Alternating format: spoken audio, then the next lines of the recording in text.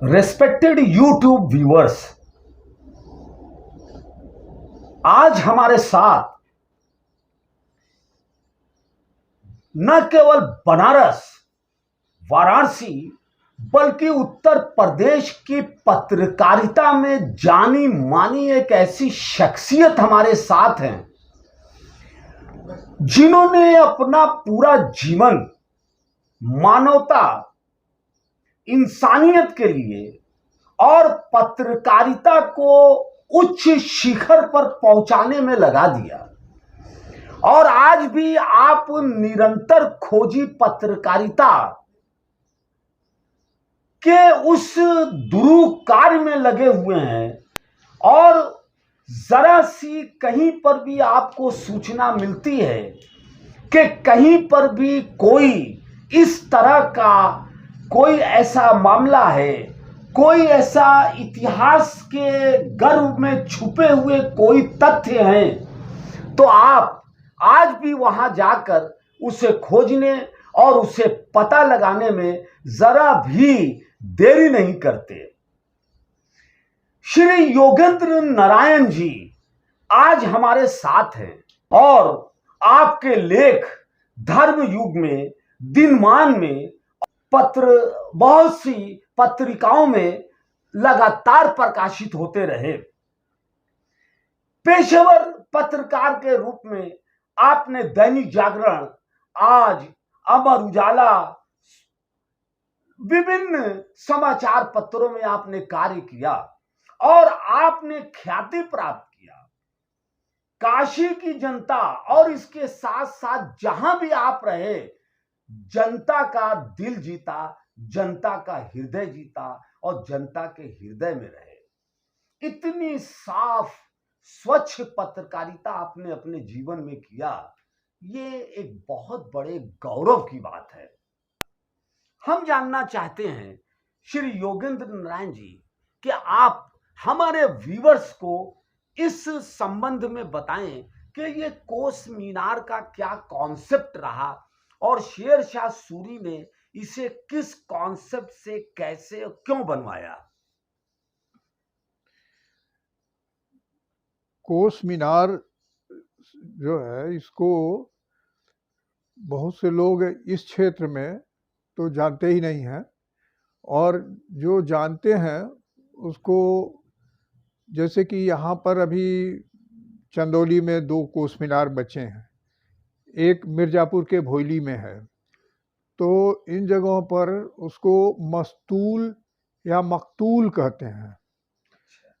तो न तो वो मस्तूल हो सकता है, क्योंकि वो मस्तूल तो जहाज का या बड़े जहाज़ों का जो मुख्य जिसमें वो लगता रहा, वो पिलर होता रहा जिसमें कि वो पर्दे बांधे जाते रहे, वो होता है। और मकतूल तो जिसकी हत्या हो गई हो, वो होता है, तो वो भी नहीं हो सकता है।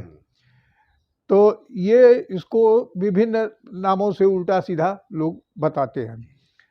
हम इस क्षेत्र में जब खोजने के लिए गए, पता लगा हमको, तो कोस मीनार कोई नहीं जानता रहा, उसको मस्तूल मकतूल यही सब बताते रहे। तो हमने कहा कि अच्छा कहाँ है वो दिखाओ, तब मालूम हुआ कि ये है। कोस मीनार हमारे दिमाग में बहुत पहले से था कि आखिरकार जब माइल स्टोन नहीं था, किलोमीटर स्टोन नहीं था, तो दूरी कैसे नापा जाता रहा, कि हम यहाँ से वहाँ गए, कैसे अंदाज लगता रहा। इसके बारे में हमने काफ़ी पता लगाने की कोशिश की, लेकिन हमें ठीक से जानकारी नहीं मिली। हम एक बार गए थे, गुड़गांव थे, और वहाँ से मथुरा होते हुए वृंदावन और आगरा जा रहे थे। तो रास्ते में मुझे एक जगह एक अटपटा लगा कि इस खेत में दूर दराज पे ये मीनार जैसा ही क्या है। दिमाग में चल रही थी बात कि ये क्या है, कैसे है, लेकिन मुझे तो एकाएक लगा कि नहीं, ये इसको देखना। तो हमने जो ड्राइवर था उससे पूछा कि क्या आगे भी है, तो कहा हाँ है। हम कहा तुम वहाँ रुकना। तो गर्मी का दिन था, दोपहर में वहाँ रुकना जरा था, तो वहाँ रुके। और जब मैं उसके पास गया तो देखते ही मुझे बात साफ हो गई कि ये है कोस मीनार, और ये मथुरा के पहले, गुड़गांव मथुरा रोड पर पहले ये था। और हमने जब देखा तो इसको हम अचंभित रह गए। हमें नहीं लगा, वो उस समय तो मुझे नहीं स्पष्ट था कि ये किसका बनवाया है, लेकिन हमें लग रहा है कि उस जो है शेरशाह के बाद मुगलों ने जो काम शुरू किया, तो इस तरह से बंगाल से लेकर के और पेशावर तक 1000 कोस मीनारें शेरशाह सूरी से लेकर के और पूरे मुगल पीरियड में ये बनी, जिससे कि दूरी ना मालूम होता रहा। और सबसे बड़ी बात है कि इससे सूचनाएं बहुत तेजी से पहुंचती रही दिल्ली तक, चाहे दिल्ली हो चाहे सासाराम हो, बहुत तेजी से पहुंचती रही, क्योंकि एक जगह से घुड़सवार चला और अगले मीनार तक पहुंचा और वहां से दूसरा घुड़सवार लेकर के मैसेज आगे बढ़ गया। इन मीनारों के साथ खाली मीनारें ही नहीं थी, वहां पर पानी पीने के लिए जल क्षेत्र भी होता रहा, या तो तालाब है या कुआं है। वहां पर ये सराय भी बनवाई गई, और सराय ऐसी खाली कि अब कोई भी जाए तो वहां पर उनको भोजन भी मिले। तो उसमें शेरशाह ने जो बनवाया उसमें ऐसी भी व्यवस्था की कि अगर कोई हिंदू है और उसको दिक्कत हो रही है दूसरे के हाथ का बना हुआ खाने के लिए, तो वहां पर ऐसे आदमी को रखा गया जो हिंदू हो और उसके हाथ का बना हुआ लोग खा सकें, दूसरे लोग भी। तो ऐसे लोगों की वहां पर नियुक्ति की। तो ये सारी जानकारी हम मथुरा से आने के बाद जब हमने यहाँ पर, उस समय तो जितना जानकारी मिला, हरियाणा में करीब कुछ मीनारें बची हैं, पेशावर में भी हैं, और फतेहपुर सीकरी के पास भी एक मीनार बची है, लेकिन इस क्षेत्र में हमें नहीं मिला एक भी। हमने बहुत कोशिश की कि यहाँ कहीं पर था कि है कि नहीं है। एक जो है बनारस में, बनारस से पश्चिम जब हम बढ़ेंगे जीटी रोड पर, तो आज जहाँ लहरतारा का पुल नीचे गिरता है वहां पर एक कुआं बचा हुआ है, और उस कुएं के बगल में हमारा पूरा अनुमान है कि वहां एक मीनार भी थी, क्योंकि ब्रिटिश काल में उस कुएं की मरम्मत कराई गई और उस पर एक संगमरमर का पट भी लगा हुआ है कि यहाँ पर ये कुआं, इसका इस पीरियड में ये इन्होंने इसका मरम्मत कराया। उसी से सीधे अगर आप उत्तर की तरफ बढ़ जाएंगे तो एक बहुत बड़ा सराय है बनारस का, अब तो खंडहर है, वो मोहन सराय। मोहन सराय वो सराय था जहां पर कि बाहर के व्यापारी आकर के वहां टिकते रहे, और माल जो है यहाँ के व्यापारी वहां जाते रहे और वहां से माल खरीदते रहे या बेचते रहे, और वो इधर आ जाते रहे, वो उधर आगे बढ़ जाते रहे, बाहर बाहर ही। क्योंकि उस समय बनारस थोड़ा सा उसकी स्थिति जो है अच्छी नहीं थी, उनको डर था कि शहर में घुसेंगे तो लूट लिए जाएंगे, तो वो वहीं पर उनके जानवरों के, यानी ऊंट है, बैलगाड़ी है तो बैल है, घोड़े हैं, जो भी उनके ठहरने की बड़ी अच्छी व्यवस्था थी। और वो तालाब आज भी बहुत बड़ा है, और हालांकि उसका रूप बिगड़ रहा है, लेकिन वो बहुत खूबसूरत तालाब है। बनारस में हमको 1.5 साल पहले सूचना मिली कि बनारस में भूली में एक कोस मीनार है। मैं वहाँ गया और जब मैंने देखा तो जो आगरा के कोस मीनार थे और यहाँ का जो कोस मीनार है उसमें एक अंतर है कि उधर की जो कोस मीनारें हैं, मीनार के ऊपर एक गुंबद जैसा बना है, यानी एकदम एक ढला हुआ है, ऊपर से कवर्ड है। लेकिन इधर की जो कोस मीनारें हैं बिल्कुल सपाट है, ऊपर पटिया से उसको बांध दिया गया है। अब लोग कहते हैं कि ये यहाँ पर चिराग जलता रहा या मसाल जलती रही जो दिल्ली तक दिखाई देती रही, तो ये सब तो बातें चलती रहती हैं। मकसद ये था, न तो वहाँ से कोई मसाल जला करके दूसरे कोस मीनार तक नहीं पहुँच रोशनी पहुँचेगी, और न तो आवाज़ पहुँचेगी। बिजली तो थी नहीं कि माइक से हम चिल्ला रहे हैं। तो वो वहाँ पर, अच्छा, इन मीनारों में ऊपर चढ़ने के लिए कोई सीढ़ी भी नहीं है। अच्छा, कोई सीढ़ी नहीं है। हाँ, उसमें ऐसे ही है। वहाँ की भी जो मीनारें हैं उधर की भी, उसमें भीतर कोई सीढ़ी नहीं है। तो इस तरह से ये मीनारें बनी। तो जब हमने भुइली का देखा तो पता लगा कि नहीं, चंदौली में भी हैं। तो मैं चंदौली भी गया। तो चंदौली में जब देखा तो वहाँ एक अभी याद नहीं, वहाँ का जो है परसीपुर या क्या उसका नाम है, परसा का मीनार हमने वहाँ देखा। तो इस क्षेत्र में वो सबसे ऊंची मीनार है। वो करीब करीब 55-60 फीट से नीचे नहीं है। और उसके बाद आगे उसके है परमंदापुर। परमंदापुर में भी एक मीनार है, जो कि लेकिन सबसे ऊंची मीनार है सेमरा की। सेमरा नाम है उसका। तो सेमरा की मीनार के बाद वो जो है उधर आगे बढ़ जाएंगे तो सेमरा से परमंदापुर होते हुए आप आगे निकल जाएंगे सासाराम की तरफ। और फिर सासाराम के रास्ते में बिहार में और भी 2 मीनारें हैं बिहार में और भी। अब हम अपने शारीरिक क्षमता को ध्यान में रखते हुए हम बिहार में तो नहीं जा पाए, लेकिन ये 3 मीनारों को हमने देखा और उस पर हमने जो लिखना था हमने लिखा और ये स्पष्ट किया कि ये न तो मस्तूल है न मकतूल है, न ऊपर से मसाले जलाई जाती रही कि दिखाया जाए। ये शुद्ध रूप से कोस मीनार हैं। और इन मीनारों के स्थान पर आप अभी भी जाएंगे तो वहाँ पर आपको तालाब या कुआं तो मिलेगा ही, जिसका उपयोग वहाँ के लोग करते हैं। लेकिन वो जो कच्ची सराएं थी तो वो सराएं नहीं है, लेकिन वो चिन्ह आज भी आपको वहाँ पर मिल जाएंगे। और शेर शाह सूरी वो पहला आदमी था, महज 4-5 साल तक वो शासक रहा, 1540 से 1545 तक। मगर काम बहुत किया। और काम उसने इतना किया और उस समय उसने कहा कि देश की समृद्धि का सबसे बड़ा माध्यम है किसान। अगर किसान संपन्न नहीं है तो देश आगे नहीं बढ़ेगा। ये वो 16वीं शताब्दी में ये शेर शाह सूरी बोल रहा है। तो ये इन चीज़ों को एकदम उपेक्षित छोड़ दिया गया है। जो है उस पर लोग कब्जा करने की कोशिश कर रहे हैं, कोई देखने वाला नहीं है।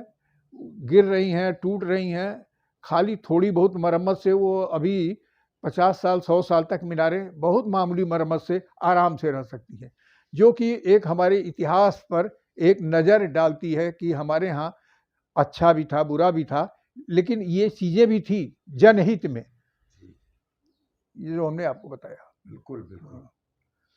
ये वरुणा और 80 ये जो वरुणा नदी है और वरुणा कॉरिडोर जो बन रहा है, ये इसके बारे में क्या कॉन्सेप्ट है? क्या इसका कोई डेवलपमेंट या कोई इतिहास इसका है, या इसका भविष्य में क्या डेवलपमेंट हो सकता है? वरुणा असल में वरुणा और 80 का कंसेप्ट जो है वाराणसी के बीच का, जो हमने पढ़ा इन लोगों को, तो हमें ये 80 वाला मामला बाद में जुड़ा हुआ लग रहा है। अच्छा। इसलिए कि एक छोटी सी कहानी भी है कि तुलसीदास जी बनारस जब आए तो सबसे पहले जो टिके वो आदमपुर थाना क्षेत्र है, जो कि वरुणा के किनारे है, नज़दीक है वहाँ। और वहाँ हनुमान फाटक पर जिस उस जगह का जहाँ पर रहे वो हनुमान फाटक है, और वहाँ हनुमान जी की एक प्रतिमा अपने हाथ से बना करके वहीं पर पूजा किया और वहीं पर रहते रहे। तो हनुमान फाटक वो एक महत्वपूर्ण जगह है।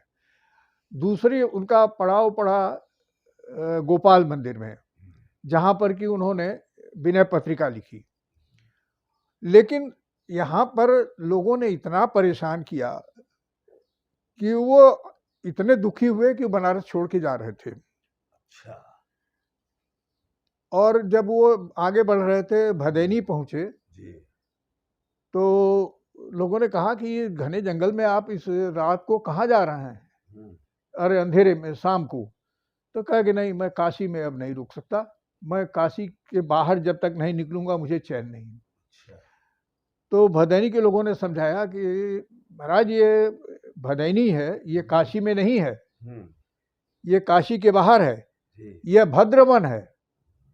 भद्र काशी नहीं, काशी जो है, हम्म, जो यानी वाराणसी है, वो तो आनंद वन में है, और ये भद्र वन है, ये दूसरा है। हम्म, और जब बहुत दबाव दिया तो ये मान करके कि ये वाराणसी में नहीं है, और तुलसीदास वहाँ रुक गए। और तुलसीदास का वो स्थान आज भी है, बहुत मशहूर स्थान है, संकट मोचन से लेकर के, और तुलसी घाट भी है, और सारी चीज़ें हैं। और शायद बात के जो अदालती कागज पत्र है या जो सरकारी कागज पत्र है, उसमें भी भदैनी क्षेत्र जो है तहसील देहात के नाम से है, अच्छा, तहसील देहात के नाम से है। वो देहात का क्षेत्र रहा है, वो वाराणसी के बाहर था। जी, 1822 का जो जेम्स प्रिंसेप का नक्शा अगर 1822 का देखिएगा, जी, तो साफ साफ भदैनी एक तरह से एकदम बाहरी इलाका दिखाई देता है। मूल जो है इसका, जो महाभारत में भी उल्लेख मिलता है वरुणा नदी का, उसका नाम है वाराणसी, और एक दो जगह इसका वाराणसी नदी है, तो वाराणसी ही जो बाद में वरुणा कहलाई है। और हम लोग तो इन सारी चीज़ों को नहीं जानते हैं, लेकिन जो हमने लोगों को पढ़ा और विद्वानों को पढ़ा, तो वरुणा के किनारे वरुण के और चंदन के बड़े जंगल थे। चंदन के दर्जे बहुत हाँ, और जंगल थे हाँ, तो चंदन के। काशी का चंदन कभी बड़ा मशहूर हुआ करता था, अच्छा, हैं? लेकिन अब हम लोग उन अतीत की चीज़ों को नहीं जानते। हम्म, तो काशी जो है, अरे वाराणसी, वाराणसी मूलतः वरुणा के किनारे पर बसा।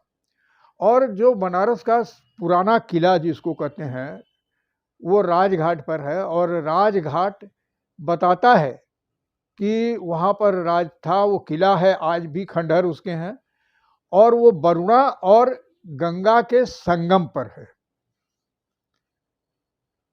तो वो वहाँ पर, तो इस शहर का नाम जो है वो वरुणा के नाम पर ही रहा, वाराणसी से ये वाराणसी हुआ।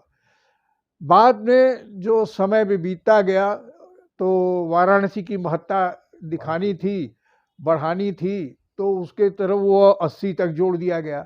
लेकिन आज क्या कहेंगे, वाराणसी तो अब बनारस हिंदू यूनिवर्सिटी के भी बहुत पीछे तक निकल गया। हाँ, तो कालांतर में उसकी सीमा और कोई बढ़ा करके कह देंगे कि यहाँ से यहाँ तक है। लेकिन वरुणा, अच्छा, एक कथा दिव्यावधान की है, जिस पर कि रविन्द्रनाथ टैगोर ने एक कविता भी लिखी, और वो तो वरुणा के किनारे की एक कथा है। अब वो कथा लंबी हो जाएगी अगर उसको हम चर्चा करेंगे। फिर भी बहुत शॉर्ट में शानदार, शॉर्ट में बहुत बता। शानदार, बहुत जानदार कथा है बिल्कुल बिल्कुल कि बताएं हमारे व्यूवर्स को। बनारस की राजमहिषी को गंगा स्नान की इच्छा हुई, स्नान करने की। तो वो जो है, कार्तिक का महीना था, यानी ठंडक शुरू हो गई थी, और उसकी इच्छा हुई कि हम स्नान करें, तो कहाँ जाए, कैसे जाए। तो उसने सुबह तो उसने तो अपनी सहेलियों के साथ वो नदी के किनारे गई, और वहाँ पर गई तो उसको ठंडक लगने लगी। तो जब ठंडक लगने लगी, तो उसने अपनी सहेलियों से कहा, कह रही तो बहुत ठंडक है, और कुछ आग की व्यवस्था करो। तो वहाँ कोई आग कहाँ से लाएं सहेलियाँ, आज के समय की तरह के माचिस तो था नहीं कि लेकर के भी तुरंत जला दें। तो दूर झोपड़ियाँ दिखाई दी, तो कहा कि यहाँ तो कुछ नहीं है, और झोपड़ियों, तो कहा झोपड़ियों में आग लगा दो। वो सारी झोपड़ियाँ जला दी गई, और उस समय तब राजमहिषी को, यानी महारानी को, की ठंडक दूर हुई। फिर राज महारानी स्नान करके लौटी महल में, और सामान्य चीज थी। लेकिन सूरज निकलने के बाद महल के दरवाजे पर बहुत शोर हो रहा था। राजा को कानों में आवाज गई, तो उन्होंने पूछा कि क्या है, क्या शोर हो रहा है। तो कहा, महाराज कुछ नगर के लोग हैं, और वो लोग कुछ कहना चाहते हैं। तो बुलाया, कहा क्या बात है। तो बताया कि महाराज, महारानी आज ऐसे ऐसे स्नान करने गई थी सुबह सुबह, भोर में, और वहाँ पर उन्होंने हम लोगों की झोपड़ियाँ जलवा दी। अब हम लोग बेघर हो गए, हम लोगों के पास कोई सामान भी नहीं बचा। जो इस ठंडक में कपड़े उपड़े थे सब तो जल गए। राजा कुछ कहा कि रुको। फिर वो वहाँ से उठा और सीधे राज महारानी के पास गया और पूछा कि तुम कहीं गई थी? तो कहे हाँ, स्नान करने गए थे। तो कहे क्या हुआ? तो रानी ने बता दिया। रानी के लिए कोई बड़ी खास बात नहीं थी, बहुत सामान्य बात थी। इस कविता का शीर्षक भी है सामान्य क्षति, बहुत मामूली सी बात। तो रानी ने बता दिया। राजा वहाँ से आया, दरबार में बैठा और कहा कि रानी को बुलाओ। रानी को लाया गया और चूंकि रानी ने उसको बता ही दिया था और जो प्रजा का दुख था वो भी जान गया था, प्रजा ने भी अपनी बात, तो उसने सीधे सीधे अपना न्याय दिया। कहा कि रानी के सारे वस्त्र उतरवा लिए जाए और जैसे वस्त्र वो हमारी प्रजा पहने हैं, जो इस समय पीड़ित होकर के हमारे सामने है, वैसे ही वस्त्र इनको पहनाए जाए और इनको नगर के बाहर निकाल दिया जाए। और ये तब तक अब महल में नहीं आ सकती जब तक कि वैसी झोपड़ियां फिर से न बनवा दें। ये न्याय था। हाँ, ये वो न बनवा दें, उनका अब महल में प्रवेश नहीं। वो उन्हीं की तरह जिंदगी जिए और वैसे ही झोपड़ियां बनवा करके वो करें। ये दिव्यावदान की कथा है। अवदान कथाएं जो हैं सत्य घटनाओं पर आधारित है, वो जातक कथाएं नहीं है, काल्पनिक नहीं है, वो सत्य कथाओं पर आधारित है। तो ये दिव्यावदान की कथा है जिसको रविन्द्रनाथ टैगोर ने लिया। और वरुणा पर रविन्द्रनाथ टैगोर ने तो बंगला में लिखा, लेकिन वरुणा पर सबसे अच्छी कविता प्रसाद जी की है, जयशंकर प्रसाद जी। अरि वरुणा की शांत कछार, सरस्वती के विराग की प्यार। तो वो बहुत अच्छी कविता है और वरुणा की पूरी महत्ता को उस कविता में उजागर किया गया है। तो ये दो कविताएं जो है हमको वरुणा के लिए बहुत आकर्षित कर रही थी। और फिर हमने जब खोजा तो पता लगाया तो लगा कि जब तुलसीदास जी भी आकर के वरुणा से ही के किनारे रहे। फिर जो और भी बहुत सी चीज़ें हैं, ऐतिहासिक तथ्य हैं, उनको भी देखना पड़ा। तो उनके आधार पर मुझे लगा कि नहीं, वरुणा जो है ज़्यादा महत्वपूर्ण है। 2000 किलोमीटर चलने वाली गंगा की यात्रा करने वाली, यहाँ आकर के वरुणा के आगे एक तरह से कुछ नत हो जाती हैं। 200 किलोमीटर की यात्रा करने वाली वरुणा के नाम पर इस शहर का नाम वाराणसी पड़ गया। वरुणा निकलती है इलाहाबाद के फूलपुर से और जौनपुर के कुछ हिस्से को लेते हुए।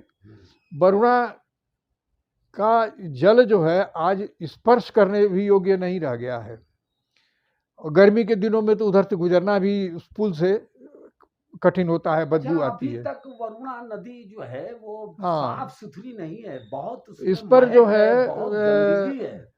पिछली सरकार ने, सरकार जो है इस पे ध्यान नहीं दे रही है। प्रोजेक्ट आया था इस पे, पिछली सरकार ने इस पर काम करना शुरू किया। पहले तो वरुणा काशी वाराणसी के एकदम एक उत्तरी किनारे पर थी, लेकिन आज की स्थिति में वरुणा जो है ये किसी सुहागिनी के मांग की मध्य रेखा है, मांग की मध्य रेखा है, हैं? अब वो वाराणसी के दोनों तट पर समान रूप से काशी फैली हुई है। तो वरुणा पर कोई काम हो ये तो बहुत बड़ी बात रही। अब बहुत अच्छा था, पिछली सरकार ने काम शुरू किया लेकिन वो पूरा काम नहीं हो पाया। और जो नई सरकार बनी तो उसको लगा कि इसमें बहुत धांधली हुई है, तो धांधली हुई तो ठीक है, जांच करो आप, मगर लेकिन काम मत रोको। वरुणा पर काम जो है वो काशी के मध्य की एक रेखा है, सीमंत रेखा है, और जो कि काशी के मांग से मध्य से बह रही है। उसको सुंदर बना सको तो बनाओ, उसको नष्ट मत होने दो, खत्म मत होने दो। नहीं, ये शान है। और केंद्र सरकार और राज्य सरकार को चाहिए कि तत्काल इस पे ध्यान दे और ये जो वरुणा नदी है इसके जल को स्वच्छ करे, इसके पानी को स्वच्छ करे, सफाई करे और इसके दोनों तरफ जो कॉरिडोर है इसकी सफाई करे, और जो भी पानी गंदे नाले के इसमें गिर रहे हैं उसको तत्काल रोके और इसकी तत्काल सफाई करे। उसमें एक चीज़ और है कि बनारस के मेलों की बड़ी चर्चा होती है। जी 8 बार 9 त्योहार कहा जाता है, ये त्योहारों का शहर है। जी। अगर 8 दिन होता है सप्ताह में तो यहाँ पर 9 त्योहार मनाए जाते हैं, और मेलों की तो ये नगरी रही है।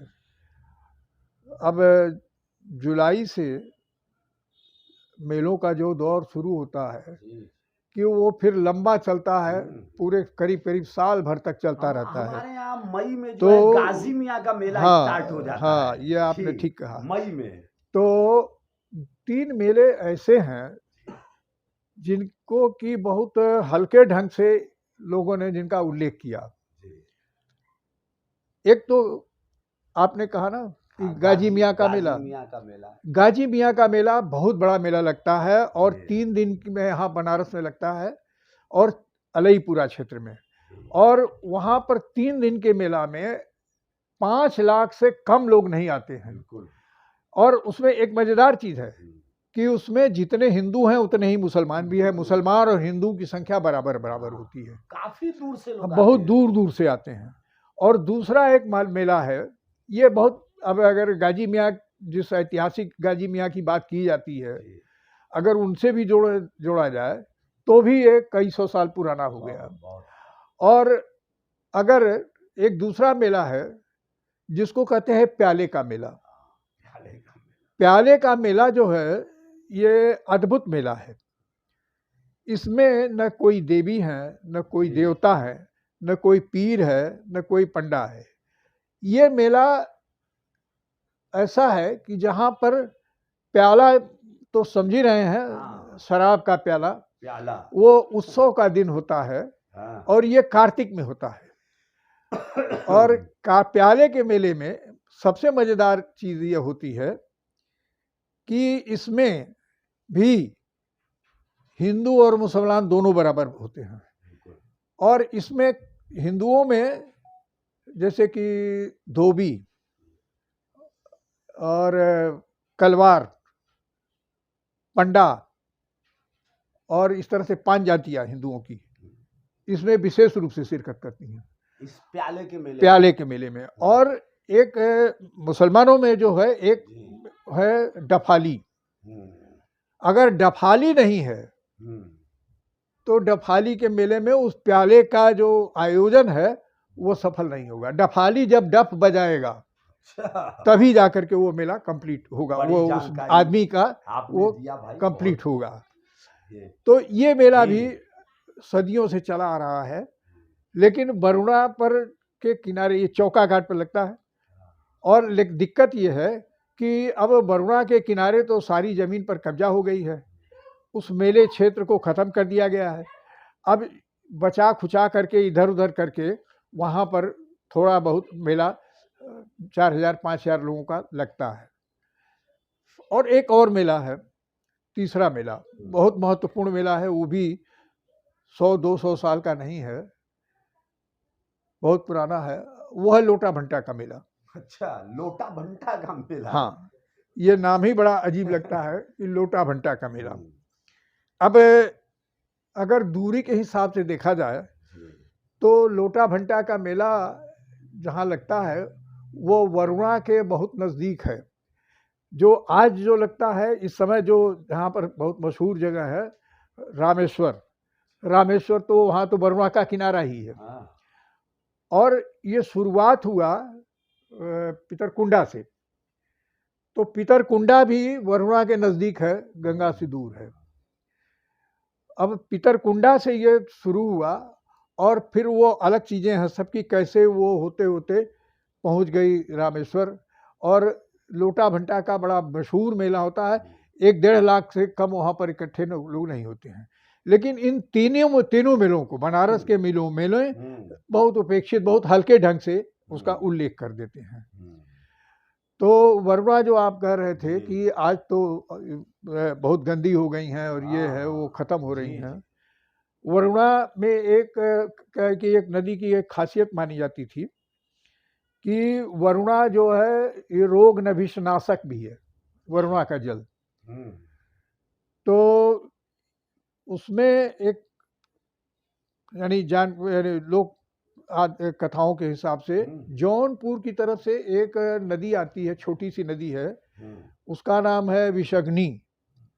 विषग्नि से वो बिसुई हो गई, तो बिसुई नदी आकर के वरुणा में मिलती है, और बिसुई नदी के मिलने से उसका विषग्नि है, विष का नाश करने वाली, तो वरुणा का भी जल विष का नाश करने वाला हुआ। लेकिन आज जो वरुणा का जल है वो विष ही देने वाला है। इसकी सफाई बहुत जरूरी है, खाली वो विष, उस जल जो है उसका विष ही है। तो ये मेले और इन सारी चीज़ों को देखते हुए, और जो राजघाट है और इन सारी चीज़ों को देखते हुए, वरुणा के महत्व को बहुत ज़्यादा जो आज कम कर दिया गया है, उसको ठीक से हमें फिर से उसको स्थापित करना होगा, और तभी कुछ और काम हो उस पर तो महत्वपूर्ण होगा। बहुत ही जानकारी आपने दिया, और वाकई काशी का इतना पुराना इतिहास और इतनी दुर्लभ चीजें काशी में, इतनी चीजें हैं। पत्रकारिता से आप लगातार जुड़े हुए हैं, तो काशी में आपने कई पत्रकारों के साथ काम किया, और कई पत्रकार ऐसे हैं जो बहुत पहले यहाँ पे उन्होंने अपनी ख्याति प्राप्त किया और बड़ा नाम पत्रकारिता में किया। उनके बारे में जो आपने एक रिसर्च किया, और उनके बारे में, उनके पत्रकारिता के बारे में, तो जैसे डॉक्टर सत्यनारायण जी, इष्टदत्त शास्त्री जी, ये इस तरह के कई पत्रकार बनारस में रहे। तो ये नई पीढ़ी, कम से कम आज की पीढ़ी, नई पीढ़ी आने वाली, इनके बारे में जाने, इनके बारे में जो आपका शोध है लगातार चल रहा है, ये बड़ा महत्वपूर्ण है। जो पत्रकार इस समय वर्तमान में हैं, युवा पीढ़ी है, युवा पत्रकार हैं, या आने वाले जो बच्चे हैं, उन्हें इनके बारे में जानना चाहिए। और ये शोध जो आप कर रहे हैं, ये बहुत ही महत्वपूर्ण जर्नलिज्म में शोध है। इसके बारे में कुछ हमारे व्यूअर्स को बताएंगे? जिन लोगों से के साथ मैंने काम किया, अगर एक नाम मुझे लेना होगा पत्रकारिता के क्षेत्र में, तो वो है बाबू दूधनाथ सिंह। दूधनाथ सिंह, पुराने लोग जो हैं बचे हुए, वो तो दूधनाथ सिंह जी को जानते हैं, लेकिन नई पीढ़ी जो है बाबू दूधनाथ सिंह को शायद भूल चुकी है। जितनी गंभीर जानकारी उनकी थी विभिन्न विषयों की, ऐसे कम पत्रकार हमने देखे। काम से काम 5 घंटा उस समय का जो काम करने का तरीका था, और अखबार जैसे बनता रहा, 5 घंटा वो ठीक समय पर आप आते रहे, आ करके चपरासी से चाय मंगवाते रहे, सबको चाय पिलवाते रहे जो उनके टेबल पर लोग हैं, और फिर उसके बाद वो जो सर झुका करके और तारों की जो समाचार जो जगहों से अलग अलग सोर्स, उसको छांटना शुरू करते रहे, और उसके बाद वो लिखना और अपने सहयोगियों को समाचार देना और उसका अनुवाद कराना या उसको बनवाना, और उसके बाद 5 घंटा तक निरंतर वो काम करते रहते थे। और 5 घंटे के बाद जब 1 घंटा रह जाए, तब वो उठते रहे, जा रहे हैं कि अब पेज मेकअप कराने, अगर कुछ और आए तो आप लोग देख लीजिएगा। लेकिन जानकारी अद्भुत, साइंस यानी विज्ञान से लेकर के, अर्थशास्त्र से लेकर के, समाज विज्ञान, ये जो आज की राजनीतिक स्थिति उस समय की थी, सब के बारे में बहुत अच्छी जानकारी। मन श्रद्धा से झुक जाता रहा, और कोई फालतू बात नहीं, कोई काम नहीं। लगता रहा कि ये एक साथ हम जैसे लोगों को 6 घंटा 5 घंटा बैठना बड़ा मुश्किल था, लेकिन बाबू दूधनाथ सिंह उस समय भी इस ढंग से काम कर रहे थे। तो आज भी उनके प्रति हमारा श्रद्धा वैसे ही बरकरार है। हमसे पहले जो बनारस के बड़े पत्रकार हुए और जो नाम है, आपने 2 नाम गिनाया, ऐसे बहुत से लोग हैं जिन पर हमने लिखा है। तो 2 नाम आपने जो गिनाया, उसमें एक डॉक्टर सत्यनारायण। डॉक्टर सत्यनारायण बनारस में पत्रकारिता नहीं किए। सत्यनारायण जी की विशेषता है कि सत्यनारायण जी बिहार के सिवान नहीं, छपरा के पास एक मलखा चक है, मलखा चक के रहने वाले थे और बचपन में किसी बात पर नाराज होकर के या घर से भाग करके यहाँ पढ़ने आए और पढ़ते रहे, और काशी विद्यापीठ से उन्होंने शास्त्री किया। और उनके सहपाठियों में अलगूराय शास्त्री, लाल बहादुर शास्त्री, इन तब ये लोग थे।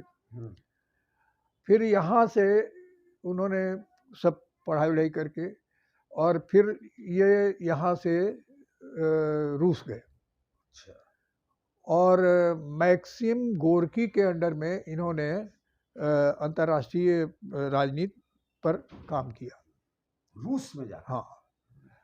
और उसके बाद वो वहाँ से, अब वहाँ से कैसे ये फिर वह पूरे यूरोप की यात्रा इन्होंने पैदल या साइकिल से की। और इनका तमाम लेख उस समय के पत्र पत्रिकाओं में छपता रहा। लेकिन महत्वपूर्ण बात ये हुई कि ये द्वितीय विश्व युद्ध होने शुरू हुआ उसके पहले भारतीय हैं जिन्होंने वार रिपोर्टिंग की। 1935 में ये, आज उसको इथियोपिया कहते हैं, उस समय उसका नाम अबिसिनिया था। अबिसिनिया पर जब इटली ने हमला किया तो उसकी उसके युद्ध का समाचार संकलन करने के लिए स्विस प्रेस ने डॉक्टर सत्यनारायण को भेजा और डॉक्टर सत्यनारायण ने वहाँ वार रिपोर्टिंग की। और उसके बाद वो पहले भारतीय पत्रकार हैं जिन्होंने युद्ध संवाददाता के रूप में काम किया। फिर वो तमाम पत्र पत्रिकाओं में लिखते रहे, लगातार छपते रहे, हिंदी, बंगला, अंग्रेजी, जर्मन, वो सारी चीज़ें करते करते। लेकिन सबसे उनका महत्वपूर्ण यात्रा साहित्य, हिंदी का यात्रा साहित्य जो है, जिसमें द्वितीय काल जो उसको माना जाता है कि गदाधर सिंह और पहले दौर के यात्रा साहित्य लिखने वाले लोग हैं, तो दूसरे दौर में डॉक्टर सत्यनारायण है। और इन्होंने इतना लिखा है यात्रा साहित्य, इतना लिखा है, इतनी किताबें हैं, लेकिन आज जो है हम उनको भूल चुके हैं। डॉक्टर सत्यनारायण पहली लोकसभा के सदस्य भी थे और ये स्विट्जरलैंड में हमारे, जब वहाँ पर दूतावास नहीं था तो प्रथम सचिव थे, फर्स्ट सेक्रेटरी। वो एक तरह से उस समय के वहाँ पर एम्बेसडर थे। तो ये सारा सब करते हुए भी, और खोजी का तो ये हालत था कि एक बार ये पटना में थे, उसी समय उनको सूचना मिली कि सुभाष बाबू लापता हो गए हैं। सत्यनारायण जी को परेशानी हुई कि सुभाष बाबू गए कहाँ, उनसे नहीं रहा गया। और वो उनके खोज में निकल पड़े कि कहाँ गए, कैसे गए, ये वो करते करते।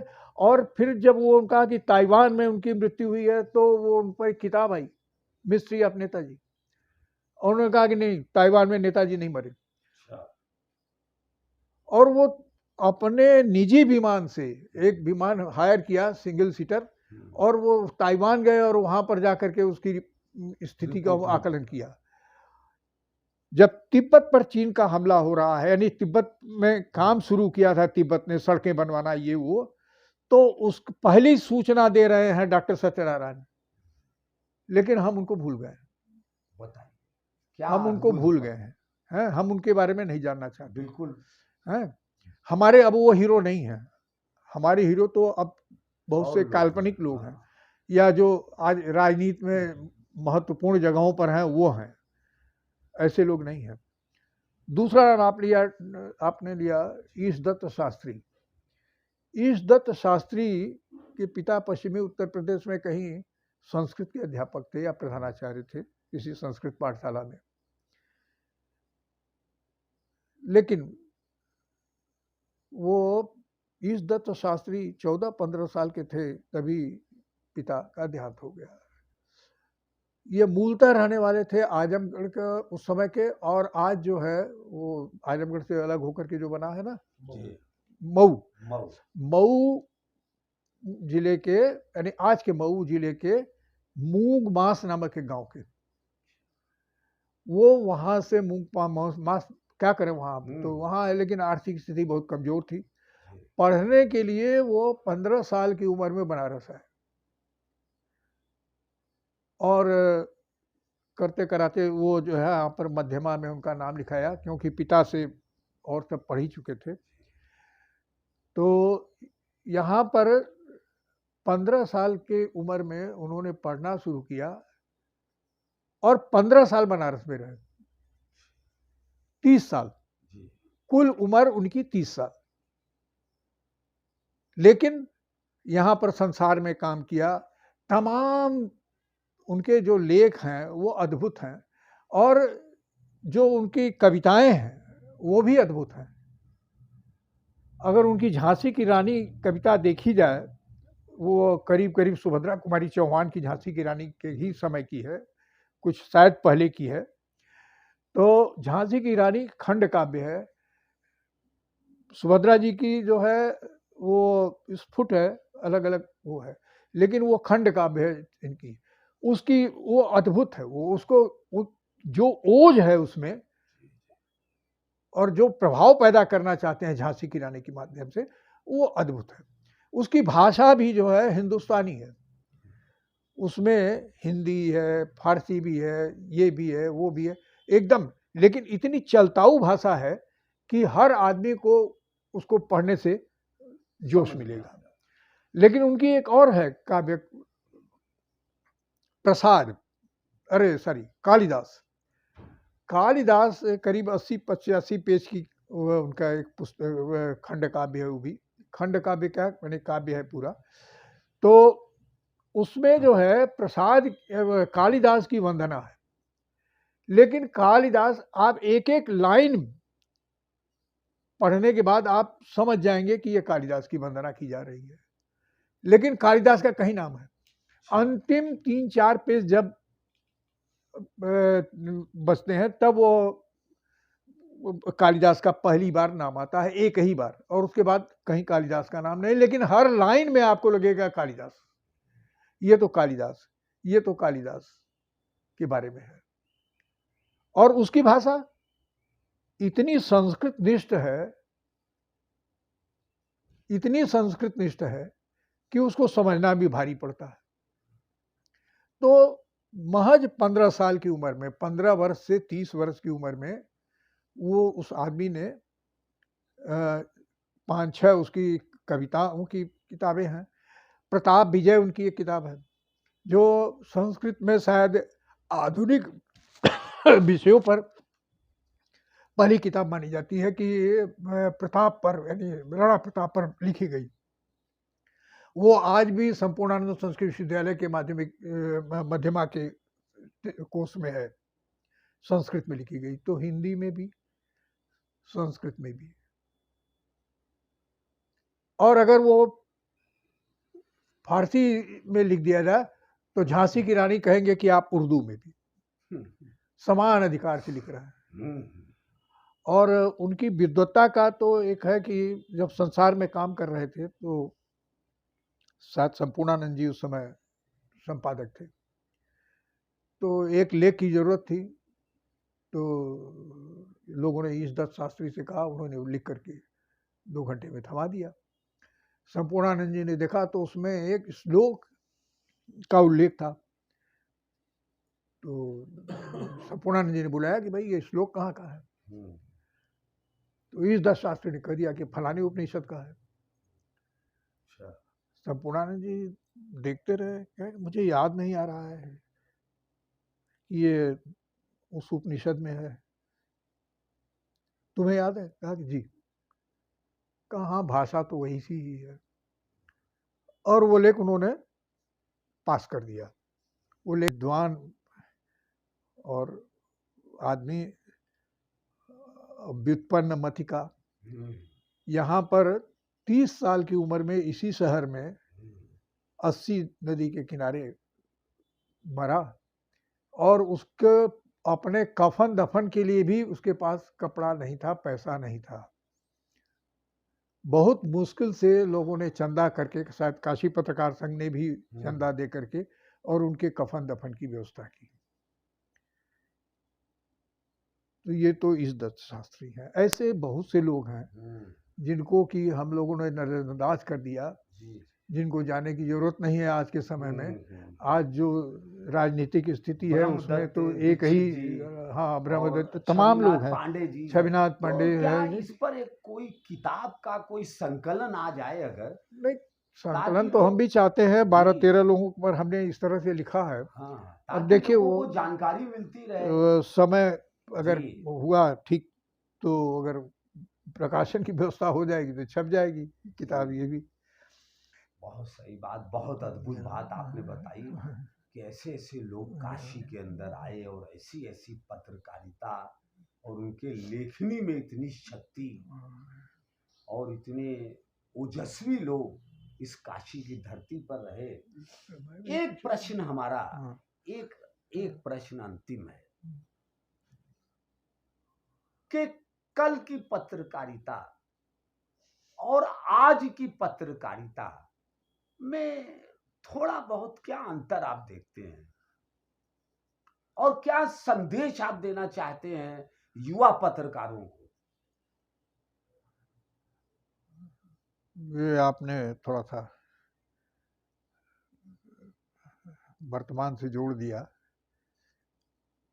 हमें लगता है कि जो पत्रकारिता, जो जिन लोगों का नाम हमने लिया, ईश दत्त शास्त्री और तमाम लोगों का सत्यनारायण, छविनाथ पांडे और इन लोगों का नाम ले रहे हैं, तो शायद हम लगता है कि शायद हम लोग उस दौर के या उनके मिशन को ध्यान में रख करके काम करने वाले शायद हम लोग अंतिम बचे थे।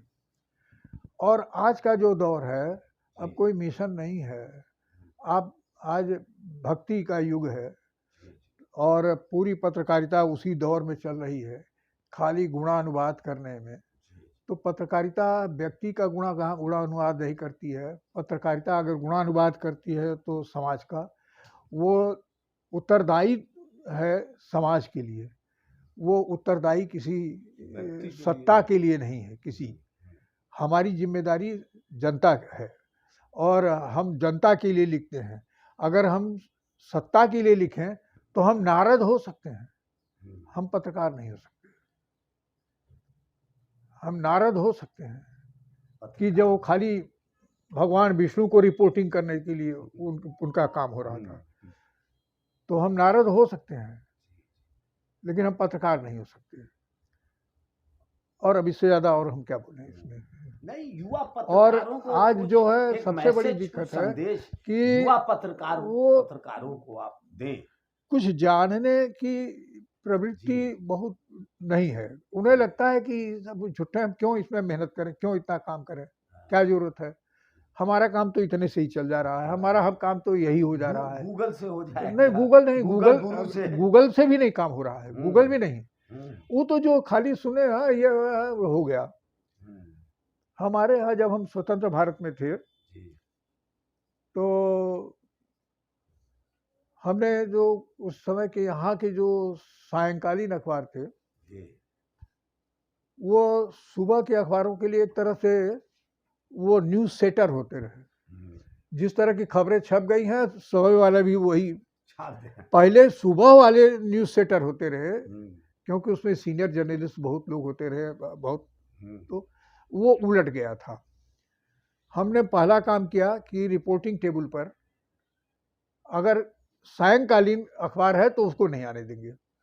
आप अपना समाचार लिख लीजिए, आप अपना काम पूरा कर लिए, आप जाके खूब पढ़िए, में नहीं दिक्कत है।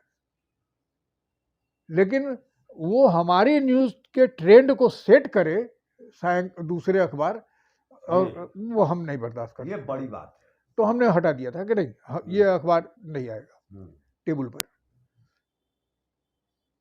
तो ये हमें अब आज तो कौन सेट कर रहा है, क्या हो रहा है, अब तो अखबारों की पढ़ने की भी इच्छा नहीं होती है। हमारे यहाँ जो अखबार है वो आता है, देखिए आपके सामने पड़ा हुआ है, शायद ही इसको उलट पलट ले। अब तो हाँ, लड़के भी हम देखते हैं तो अखबार लोग पढ़ना दुखी पसंद हैं, नहीं करते।